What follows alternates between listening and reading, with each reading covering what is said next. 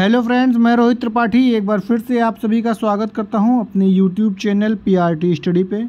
और आज एक बहुत ही इम्पॉर्टेंट टॉपिक के साथ आपके सामने आया हूं। ये टॉपिक ना सिर्फ जनरल अवेयरनेस बल्कि जनरल इंग्लिश के लिए भी बहुत इम्पॉर्टेंट है। ये टॉपिक में जो भी मैं आपको समझाने वाला हूँ, इससे जनरल अवेयरनेस में तो 1 या 2 नंबर का क्वेश्चन पूछा ही जाता है, लेकिन अगर बात करें यहीं पर एसएससी जैसे एग्ज़ाम्स की जिसमें इंग्लिश आती है, उसमें आप इस टॉपिक से मिनिमम 4 से 5 नंबर कवर कर सकते हैं। तो देर न करते हुए शुरू करते हैं अपना ये आज का वीडियो। और ये वीडियो शुरू करने से पहले फ्रेंड्स, अगर आपने अभी तक हमारा ये यूट्यूब चैनल पीआरटी स्टडी को सब्सक्राइब ना किया हो तो हमारे इस चैनल को सब्सक्राइब कर लें। वीडियो को पूरा देखें, अगर वीडियो अच्छा लगे तो इस वीडियो को लाइक करें और साथ ही साथ आपका जो भी फीडबैक है ये हमें कमेंट्स में ज़रूर दें। इंतज़ार रहेगा आप लोगों के फीडबैक का। चलिए फ्रेंड्स, शुरू करते हैं अपना आज का ये वीडियो। आज का जो ये वीडियो है, इसमें आपको विभिन्न प्रकार के अध्ययन के बारे में पता चलेगा कि किस अध्ययन को इंग्लिश में क्या कहते हैं। इससे जनरल अवेयरनेस में भी क्वेश्चन पूछा जाता है, जिसमें 1 या 2 नंबर के क्वेश्चन जनरल इंग्लिश के आते हैं, और जिसमें प्रॉपर इंग्लिश आती है उसमें भी आप इसको 1 वर्ड सब्स्टिट्यूशन या फिर इंग्लिश के कई टॉपिक इससे कवर हो जाएंगे। शुरू करते हैं अपना आज का वीडियो। एपीकल्चर। एपीकल्चर क्या होता है? मधुमक्खी पालन के अध्ययन से रिलेटेड जो होता है उसको बोलते हैं एपीकल्चर। इसमें जैसे मधुमक्खियां पालकर इनको शहद निकालना, मोम निकालना या मधुमक्खियों से उत्पादित होने वाले अन्य उत्पादों का उत्पादन करना, ये सब एपीकल्चर में आता है। आप लोगों ने देखा भी होगा कि कई जगह गाँवों में बागों पे एक लकड़ी का बॉक्स बनाकर उस पर मधुमक्खी पालन का प्रोसेस किया जाता है, फिर उससे उनका शहद निकाला जाता है, ठीक है ना। और मधुमक्खियों से और भी जिस प्रकार के उत्पाद प्राप्त किए जा सकते हैं, सारे उत्पादों का उत्पादन किया जाता है। ये एपीकल्चर के अंदर आता है। पिसीकल्चर किसे कहते हैं?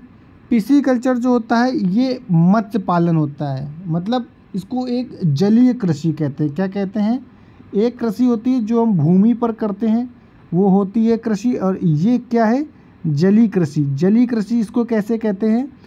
जैसे कि इसमें लिखा हुआ है मत्स्य पालन, मछलियों को पालना, मछलियों को पालना, उनकी देख रेख करना और व्यावसायिक रूप से मछलियों का प्रजनन और जो पालन होता है वो पिसीकल्चर कहलाता है। और मछलियों का पालन हम लोग कहाँ करेंगे? जल में करेंगे। अगर जल में करेंगे तो वो एक प्रकार की जलीय कृषि हो गई। क्या हो गई फ्रेंड्स? ये एक प्रकार की जलीय कृषि हो गई। आगे बढ़ते हैं। फ्लोरिकल्चर। फ्लोरिकल्चर क्या होता है? फूलों का उत्पादन।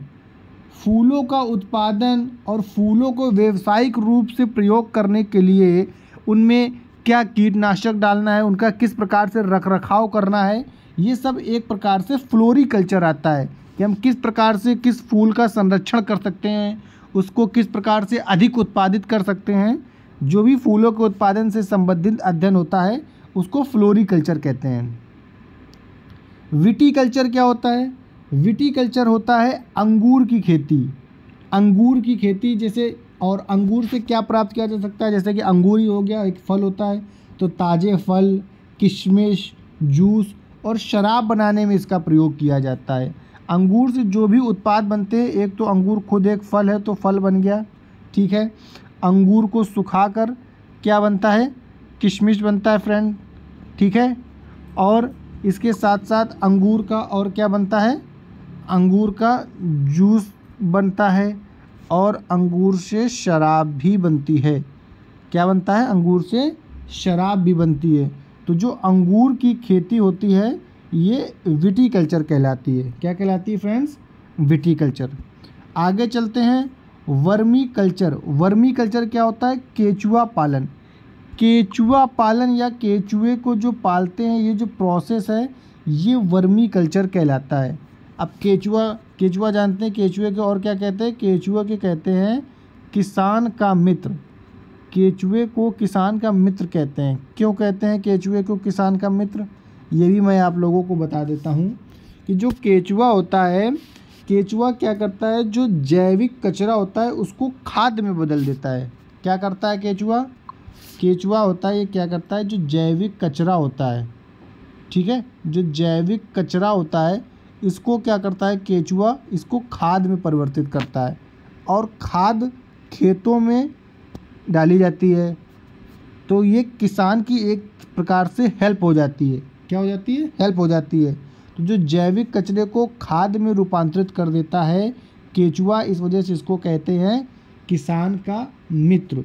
और वर्मी कल्चर क्या होता है? केचुए का उपयोग करके जैविक कचरे को खाद में बदलना ही केचुआ पालन की एक प्रक्रिया है, इसको कहते हैं वर्मी कल्चर।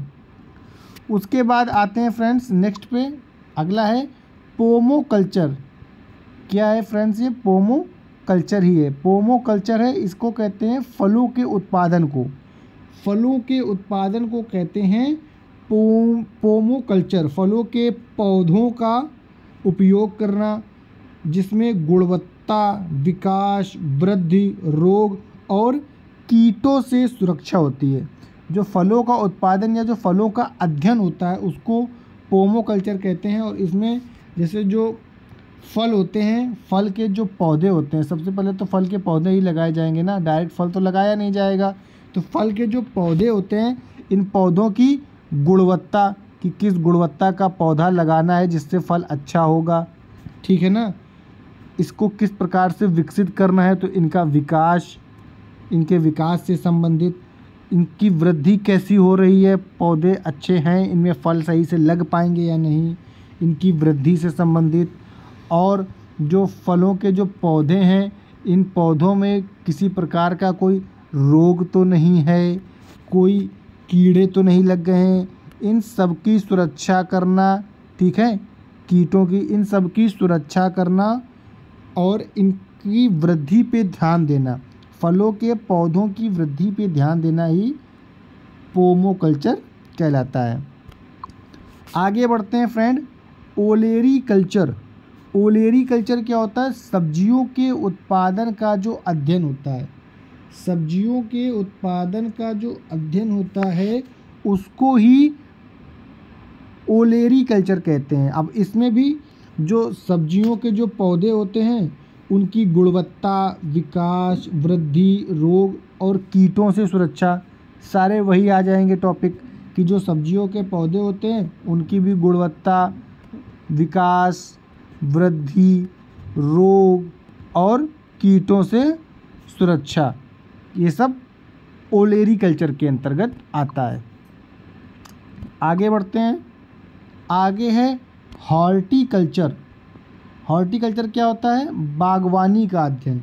बागवानी होता है जैसे पौधों को उगाना, उनकी देखभाल करना, फल, फूल और सजावटी पौधे जो होते हैं, बागवानी में फलों के पौधे, फूल के पौधे और सजावटी पौधे जो होते हैं, सजावटी पौधे, ये सब बागवानी के अंतर्गत आता है। किसके अंतर्गत आता है? ये बागवानी के अंतर्गत आता है। तो पौधों को उगाना, उनकी देखभाल करना, ये हॉर्टिकल्चर के अंतर्गत आता है। आगे बढ़ते हैं, हाइड्रोपोनिक्स। जल में पौधों को उगाने का जो अध्ययन है उसको कहते हैं हाइड्रोपोनिक्स। पौधों को दो प्रकार से उगाया जाता है, एक तो भूमि में पौधों को रोपना, उनको उगाना, ये भूमि में हो गया, और एक होता है जल में पौधों को उगाना, इसको कहते हैं हाइड्रोपोनिक्स। इसको मृदा विहीन खेती भी कहते हैं। क्या कहते हैं फ्रेंड्स? क्योंकि इसमें मिट्टी का इस्तेमाल नहीं होता है, इस वजह से इसको मृदा विहीन खेती भी कहते हैं। मृदा विहीन खेती कहते हैं हाइड्रोपोनिक्स को। इसके बाद आता है सेरीकल्चर। सेरीकल्चर क्या होता है? रेशम कीट पालन का अध्ययन। रेशम कीट पालन का अध्ययन क्या कहलाता है? सेरीकल्चर कहलाता है। अब इसमें जो रेशम के कीट हैं उनको पाला जाता है और उनसे रेशम की प्राप्ति की जाती है। किसकी प्राप्ति की जाती है फ्रेंड्स? उनसे रेशम की प्राप्ति की जाती है। ये किसके अंतर्गत आता है? ये आता है सेरीकल्चर के अंतर्गत। आगे बढ़ते हैं, माइक्रोलॉजी। माइक्रोलॉजी क्या होता है? कवक फंगस का अध्ययन। माइक्रोलॉजी क्या होता है? कवक फंगस, या इसको दूसरी भाषा में कह सकते हैं हम लोग, क्या कह सकते हैं? सूक्ष्म जीव कह सकते हैं, क्योंकि काफ़ी छोटे होते हैं तो इनको कह सकते हैं सूक्ष्म जीव। सूक्ष्म जीव का अध्ययन माइक्रोलॉजी कहलाता है, जिसमें से जीवाणु आते हैं आपके, जीवाणु, कवक, फंगस, शैवाल, प्रोटोजोआ, शैवाल और प्रोटोजोआ, ये सब आते हैं सूक्ष्म जीवों में। किस में आते हैं? सूक्ष्म जीवों में आते हैं। और इन सब का अध्ययन क्या कहलाता है? माइक्रोलॉजी कहलाता है। इसके आगे ऑर्निथोलॉजी। ऑर्निथोलॉजी क्या होता है फ्रेंड्स? जो ऑर्निथोलॉजी होता है ये होता है पक्षियों का अध्ययन। पक्षियों का अध्ययन क्या कहलाता है? ये ऑर्निथोलॉजी कहलाता है। अब पक्षियों के अध्ययन में क्या होगा? पक्षियों के अध्ययन में पक्षियों की संरचना, इनका वर्गीकरण, इनके व्यवहार, इनकी संरचना, किस प्रकार की पक्षियों की संरचना होती है, इनका वर्गीकरण करना, किस पक्षी को किस वर्ग में विभाजित किया जाएगा, ठीक है, और इनका व्यवहार, किस पक्षी का व्यवहार कैसा होता है, इन सब का जो अध्ययन होता है इसको कहते हैं ऑर्निथोलॉजी। क्या कहते हैं फ्रेंड्स? ऑर्निथोलॉजी। एंटेमोलॉजी। एंटोमोलॉजी क्या होता है? कीट का अध्ययन होता है। अब इसमें भी कीटों की संरचना, उनका वर्गीकरण और साथ ही साथ उनका व्यवहार। कीटों की संरचना, उनका वर्गीकरण और उनका व्यवहार का जो अध्ययन होगा वो एंटोमोलॉजी में आएगा। पक्षियों के संरचना, वर्गीकरण और व्यवहार का जो अध्ययन होगा वो ऑर्निथोलॉजी, और कीटों के संरचना, वर्गीकरण, व्यवहार का जो अध्ययन होगा वो एंटोमोलॉजी के अंतर्गत आएगा। आगे चलते हैं साइटोलॉजी। साइटोलॉजी क्या होती है? कोशिका का अध्ययन। साइटोलॉजी क्या होता है? कोशिका का अध्ययन। अब इसमें कोशिका का अध्ययन किस प्रकार होगा? कोशिका की संरचना, कोशिका की क्या संरचना है, तो कोशिका की संरचना, कार्य, कोशिका का क्या कार्य है, कोशिका का जीवन चक्र, किस कोशिका का कितना जीवन चक्र है, ठीक है। कोशिका के जीवन चक्र के बाद कोशिका का विभाजन, कोशिकाओं का विभाजन भी होता है ना, कोशिका का विभाजन, और कोशिका की मृत्यु, कोशिका की मृत्यु भी होती है ना। तो कोशिका की संरचना, कोशिका का कार्य, उनका जीवन चक्र, विभाजन और मृत्यु, इन सब का अध्ययन साइटोलॉजी कहलाता है। क्या कहलाता है फ्रेंड्स? साइटोलॉजी कहलाता है। आगे चलते हैं ऑस्टियोलॉजी। ऑस्टियोलॉजी होता है हड्डियों का अध्ययन। ऑस्टियोलॉजी क्या होता है? हड्डियों का अध्ययन, या फिर इसको कहते हैं अस्थि विज्ञान। क्या कहते हैं फ्रेंड्स इसको? अस्थि विज्ञान। कई जगह आपको हड्डियों का अध्ययन नहीं, सिर्फ अस्थि विज्ञान लिखा मिलेगा कि अस्थि विज्ञान किसको कहते हैं? ऑस्टियोलॉजी को कहते हैं अस्थि विज्ञान। इसमें हड्डियों की संरचना, कंकाल तत्वों, हड्डियों का कार्य, हड्डियों में जो रोग हो जाती है, विकृति हो जाती है, उससे रिलेटेड जो भी जानकारी, जो भी अध्ययन है वो आता है ऑस्टियोलॉजी में। क्या आता है? ऑस्टियोलॉजी या फिर अस्थि विज्ञान, ठीक है। आगे चलते हैं सर्पेंटोलॉजी। सर्पेंटोलॉजी क्या होता है? सांप का अध्ययन। सांप का अध्ययन जो होता है वो होता है सर्पेंटोलॉजी। अब इसमें सांप की भी वही चीज़ें, सांप की संरचना, सांप का वर्गीकरण और सांप का व्यवहार।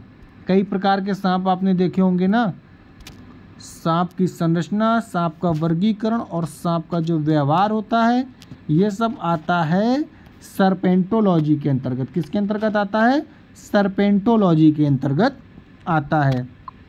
आगे चलते हैं एपिग्राफी। एपिग्राफी होता है शिलालेख का अध्ययन। शिलालेख का अध्ययन। अब शिलालेख क्या होती है? जैसे कि आप लोगों ने पढ़ा होगा, अशोक के ज़माने में अशोक ने शिलालेख बनवाए, कुछ पत्थर की दीवारें जिनमें पत्थरों को काट कर पुरानी भाषाओं में लिखा जाता था, इतिहास जिसको बोलते हैं कि इतिहास लिख दिया गया। अब उस समय के व्यक्तियों को जो भाषा आती थी, जिस प्रकार की लिपि आती थी, वो अपनी लिपि में, अपनी भाषा में पत्थरों को काट काट कर ही उस पर लिख देते थे। तो जो शिलालेखों में जो चीज़ें लिखी होती हैं, तो उन शिलालेखों का जो अध्ययन होता है उसको कहते हैं एपिग्राफी। क्या कहते हैं फ्रेंड उसको कहते हैं एपिग्राफी। एपिग्राफी कहते हैं उसको। आगे चलते हैं कार्डियोलॉजी। कार्डियोलॉजी तो सबको पता होगा, नाम से ही आपको जैसा समझ रहे हैं। कार्डियोलॉजी क्या होता है? हृदय का अध्ययन। हृदय का अध्ययन, इसमें हृदय में होने वाली बीमारियां, ठीक है, और उस बीमारियों को सुधारने के लिए जो हम लोग उपचार करते हैं, ये सब हृदय के अध्ययन के अंतर्गत ही आता है और इसको कहते हैं कार्डियोलॉजी। क्या कहते हैं इसको कहते हैं कार्डियोलॉजी। अब फाइकोलॉजी। फाइकोलॉजी क्या होता है? शैवाल का अध्ययन। जैसे अभी हमने आपको बताया था माइक्रोलॉजी सूक्ष्म जीवों का अध्ययन, ऐसे ही होता है फाइकोलॉजी शैवाल का अध्ययन। उसमें सूक्ष्म जीवों में सब कुछ शामिल था। सूक्ष्म जीवों में सब कुछ शामिल था, प्रोटोजोआ, जीवाणु, कवक, फंगस, शैवाल। इसमें अगर सिर्फ हम शैवाल का अध्ययन कर रहे हैं तो वो आता है फाइकोलॉजी के अंदर। किसके अंतर्गत आता है? फाइकोलॉजी के अंतर्गत आता है। आगे चलते हैं शौरिलॉजी। ये क्या होता है? ये छिपकली का अध्ययन होता है। वैसे देखा जाए छिपकली भी एक प्रकार का सरीसृप होती है, लेकिन सांपों का अध्ययन अलग है, वो सर्पेंटोलॉजी होता है। और जो शौरिलॉजी होता है ये सिर्फ और सिर्फ ओनली फॉर छिपकली होता है ना, जैसे only for this, only for that, तो ये ओनली फॉर छिपकली शौरिलॉजी। शौरिलॉजी का जो अध्ययन है वो छिपकलियों के अध्ययन से रिलेटेड है। किसके अध्ययन से रिलेटेड है? छिपकली के अध्ययन से रिलेटेड है। और लास्ट में ये बहुत ही इम्पॉर्टेंट है, कई बार पूछा जा चुका है आपके एग्ज़ाम्स में, तो इसको नोट कर लीजिएगा। पैलिएंटोलॉजी। पैलिएंटोलॉजी क्या होता है? जीवाश्म का अध्ययन होता है। पैलिएंटोलॉजी क्या होता है फ्रेंड्स? जीवाश्म के अध्ययन को पैलिएंटोलॉजी कहते हैं। अब जीवाश्म, जो जीव कुछ समय पहले धरती पर हुआ करते थे, जो जीव कुछ समय पहले धरती पर हुआ करते थे, लेकिन अब वो और उनकी प्रजाति विलुप्त हो चुकी है। अब सिर्फ क्या बचे हैं? उनके जीवाश्म बचे हैं। तो उनके जीवाश्मों का जो अध्ययन होता है वो कहलाएगा आपका पैलिएंटोलॉजी। एग्जाम्पल के लिए आपके पास है डायनासोर। क्या है? डायनासोर। डायनासोर अब पृथ्वी से विलुप्त हो गए, अब सिर्फ और सिर्फ उनके जीवाश्म बचे हैं।